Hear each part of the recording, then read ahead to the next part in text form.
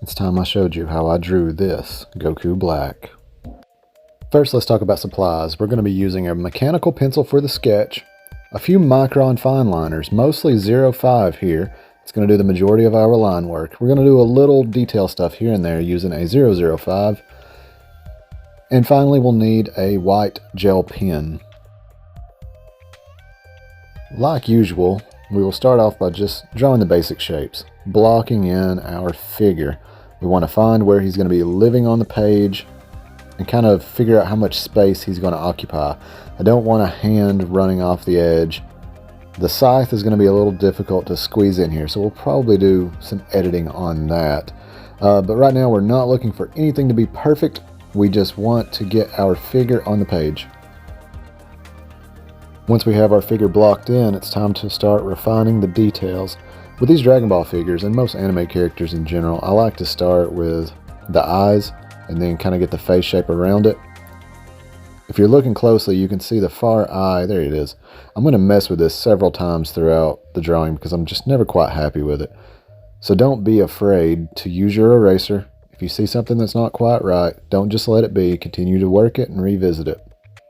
Don't draw super duper dark because erasing is just as important as drawing. So you need to be able to correct any lines that don't fall where they're supposed to.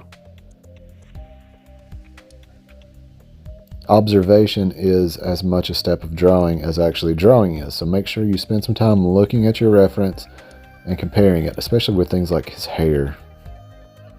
Now it's time to move on to the rest of the body. We're going to give the impression of wrinkles and folds in the clothing. Put in the faraway hand. It's going to be much smaller because he's reaching back behind him, and the front hand is going to be much larger because it's reaching towards us. So because we were using a pose like this, it's a little bit more dynamic than just Goku Black standing still at attention.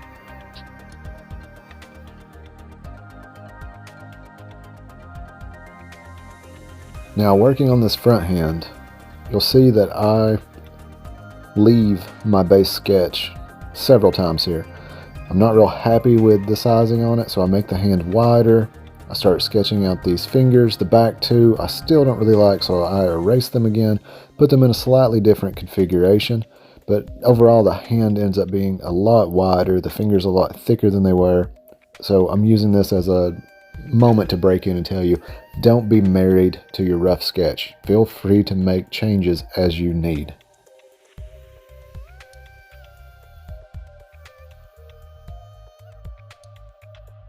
Time to ink. Pick up your Micron fine liner, your Bic pen, your Sharpie fine liner, whatever it is you have on hand that you're going to be doing your line work. I would not recommend a regular Sharpie as they are just too fat to be able to get this kind of detail in. But all you're doing is going over your pencil lines with your black ink. You're essentially creating a coloring book page for yourself. Speaking of coloring book pages, I do take all of these sketches that I do in line and then scan them before I start inking. So I have coloring pages of each of these, and if anyone has an interest in maybe printing it off and following the coloring process, I would be happy to share that. Just let me know. Once your inking is complete, erase your pencil sketch and take this moment to hit that subscribe button.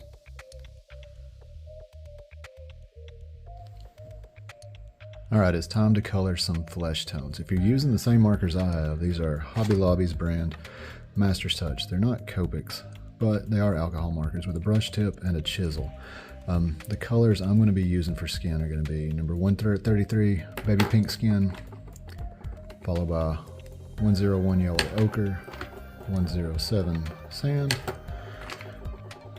and 102 raw umber. Now later on I'm going to come in and decide things need to be darker, so I'll use a little bit of blue-gray 7 just to really get some darks. Okay, it's finally time to color. What I'm going to do throughout most of this is color the base tone. I'm going to color most things the lightest shade that it's going to be. So I'm starting off here with Goku Black, coloring in all of his flesh, the same baby pink skin tone. And then I'm going to go back in, I think this is yellow ochre I'm using now, to add some shadow. I'm going to go from yellow ochre to sand, and add some more shadow. And then I'm going to go to raw umber and add even more shadow. Later on, there will be, you guessed it, more shadows. One of the cool things about Dragon Ball Super is the amount of contrast that they've packed into the series. All of the art style is just really, really cool.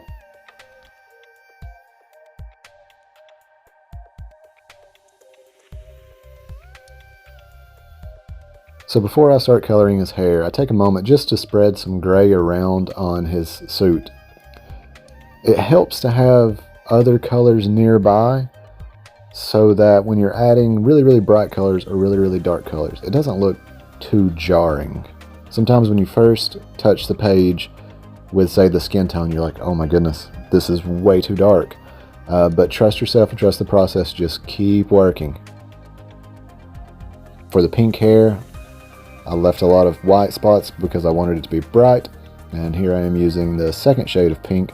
I think I end up using 3 different shades.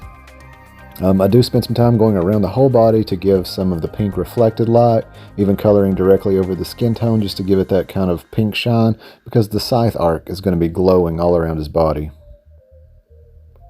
Here comes the blue-gray 7. Really, really, really laying in some super duper darks. Contrast is king. You have to have a good mix of lights and darks in order to make your piece look more interesting.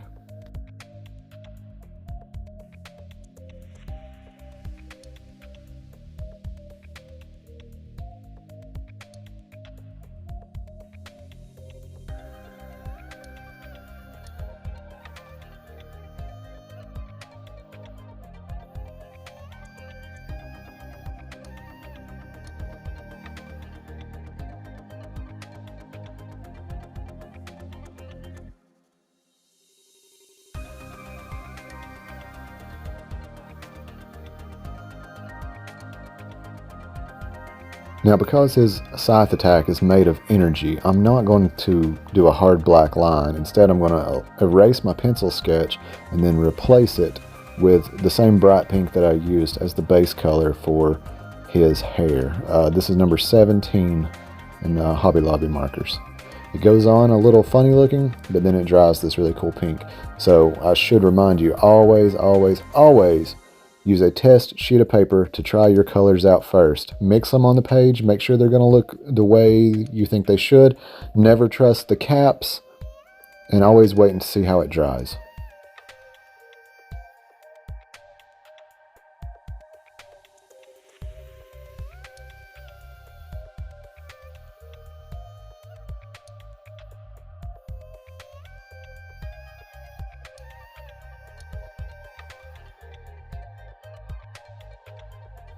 Now his aura is basically complete, but I still have a plain white background. I want this to be on a dark surface, so let's reach for some watercolor.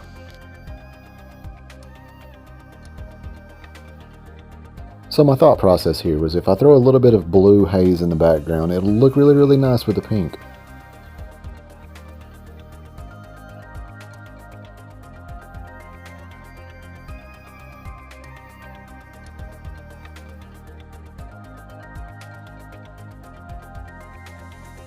Okay, I'm really not a fan of what's going on with the blue watercolor in the background, so I'm going to use this big thick Sharpie here to just color everything black. And it's finished. Goku Black, Zamasu, one of the coolest villains of Dragon Ball Super. Let me know what you think. How did I do? Give me a rating from 1 to 10. Make sure you hit that subscribe button and like it if you want to see more art like this. I do fan art on a weekly basis. Stay tuned for more. Thanks.